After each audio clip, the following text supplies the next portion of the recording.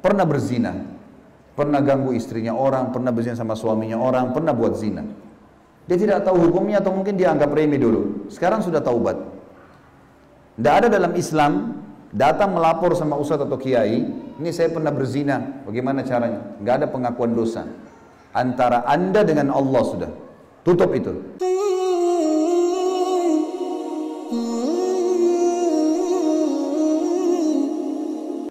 Baik, bagi orang-orang yang sudah berbuat salah, maka masih ada solusi dalam Islam. Itulah bab kita yang ketiga, taubat.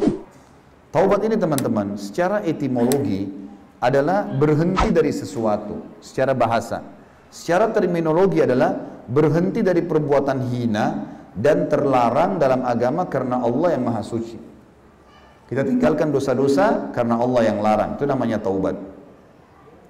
Taubat ini teman-teman sekalian, dalam Al-Quran disebutkan kurang lebih 88 ayat perintah untuk bertaubat, banyak sekali. Dan hukuman dalam Islam banyak ya. Ada hukuman dari Allah langsung bagi pelaku dosa, biasanya sejenis dengan perbuatannya, atau mungkin Allah datangkan cobaan atau hukuman bagi dia yang berat bagi dia untuk bersihin. Kalau dia berbuat dosa-dosa tertentu, seperti dosa yang berhubungan dengan hudud namanya. Hudud itu kayak orang berzina, itu kan ada hukuman cambuk. Mencuri, dipotong tangannya, membunuh, dipenggal lehernya. Ini hukuman tambahan nih, selain hukuman yang Allah akan datangkan buat dia. Kalau ada orang berbuat hudud, mencuri, berzina, dan kepergok, kedapatan, hukumnya dikisos. Kalau laki-laki, perempuan belum nikah dicambuk 100 kali, diasingkan 1 tahun.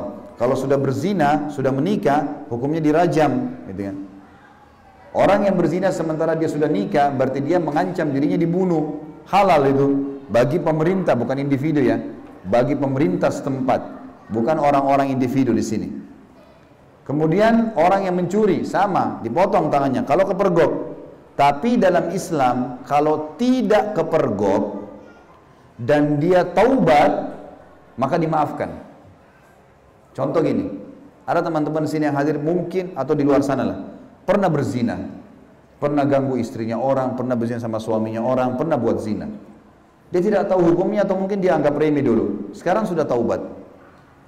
Tidak ada dalam Islam datang melapor sama ustadz atau kiai, ini saya pernah berzina, bagaimana caranya? Nggak ada pengakuan dosa.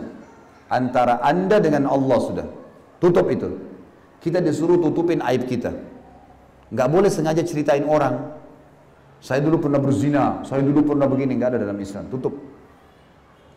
Orang lain kalau buat salah kita tahu, suruh tutupin. Kata Nabi SAW, man satara musliman, satarahullahu yawmal qiyamah. Siapa yang tutupi aib saudaranya muslim, Allah tutupin aibnya hari kiamat. Kita nggak boleh ceritain teman-teman. Nggak ada pengakuan dosa dalam Islam. Tapi kalau dia kepergok, ditangkap, hukumannya dihukum. Kalau dia taubat, kalau berhubungan dengan dosa hamba-hamba, seperti mencuri misalnya, dia taubat nih, pernah dia mencuri, pernah buat nota palsu, pernah ngambil barangnya temannya, intinya apa yang mencuri, dia taubat sekarang, baru tahu hukum, maka dia taubat kepada Allah nasuha, karena dosa besar mencuri, taubat, janji tinggalkan dosa itu, tidak ulangi lagi mencuri, sesali, janji sama Allah tidak mengulanginya. Yang keempat, sibukkan dirinya dengan amal soleh. Tapi kalau dosa ini berhubungan dengan makhluk, mencuri misalnya ada barangnya orang, harus dikembalikan. Nggak boleh enggak. Kalau zina, antara kita sama Allah, taubat nasuha dimaafkan. Tapi ingat teman-teman, jangan ulangi. Karena pengulangan dosa ini, berarti kembali lagi ancaman-ancaman tadi.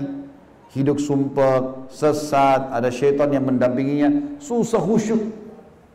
Sedikit saja kita mau sholat, digoda sama syaitan, tidak bisa kita konsentrasi. Tapi makin bersih dari dosa, makin bersih, makin enak kita ibadah. Sedikit baru niat mau bangun malam, terbangun tengah malam. Baca Quran tersentuh. Hadir majelis ilmu berubah menjadi orang lebih baik. Jadi karena dosanya sudah makin tipis. Saya kasih begini timbangannya teman-teman. Kalau tangan kiri saya ini misalnya dianggap timbangan dosa, tangan kanan saya ini timbangan amal soleh ya. Kalau amal solehnya teman-teman sekalian masih berimbang sama dosanya, maka tidak akan pernah bisa khusyuk.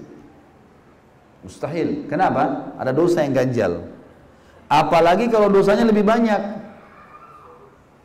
Tiap hari buat dosa, sholat iya, tapi masih bohong. Sholat iya, tapi masih zina, masih mabuk. Maka dosanya lebih banyak dari pahalanya. Ini lebih susah lagi, tambah nggak bisa khusyuk. Teman-teman coba lihat ya, kalau dosa ini ditahan, bertobat sama Allah, dikunci kerannya, tutup pintunya.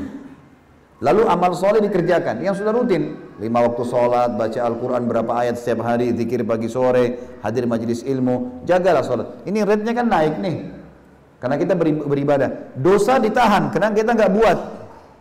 Nanti ini akan datangkan kekhusyuan teman-teman. Tiba-tiba kita jadi tersentuh, jadi ingat akhirat, ingat dosa-dosa kita dulu. Tiba-tiba kita jadi mau berbakti sama orang tua kita yang sudah lama kita nggak hubungin. Ini nanti naik terus rate-nya nih. Dan ini teman-teman, amal soleh yang kita kerjakan akan menghabiskan dosa kecil itu. Akan dimaafkan dosa kecilnya. Akan dimaafkan dosa-dosa kecilnya. Maka ini penting untuk dijaga. Dosa ini teman-teman, kalau saya bahasakan jiwa kita ini seperti ruangan. Jadi seperti ruangan ini, kalau tembok kita jebol, ada tembok yang jebol, lubang. Ada, dan di situ angin masuk, nyamuk masuk, serangga bisa masuk. Kalau hujan, air hujan bisa masuk. Ini saya ibaratkan dengan jiwa kita yang sedang jebol dengan dosa-dosa. Jadi jebolnya tembok ini, jiwa kita lagi jebol nih, lagi ada bisa masuk macam-macam nih, serangga, hujan segala. Ada 2 cara untuk kita membela diri, melindungi diri. Yang pertama tidak efektif, yang kedua efektif. Yang tidak efektif teman-teman sekalian, kita ambil selimut saja. Pakai selimut di tempat kita, sehingga hujan masih masuk, serangga masih masuk, bau nggak enak masih masuk. Kita memang terlindungi, tapi sedikit kita bergerak, tersingkap selimutnya, kedinginan. Ruangan kita jadi kotor. Ini ibaratnya teman-teman yang sudah tahu pekerjaannya berbahaya bagi dia, yang sudah tahu lingkungannya berbahaya, teman-temannya berbahaya, masih bertahan di situ. Dia cuma pakai selimut.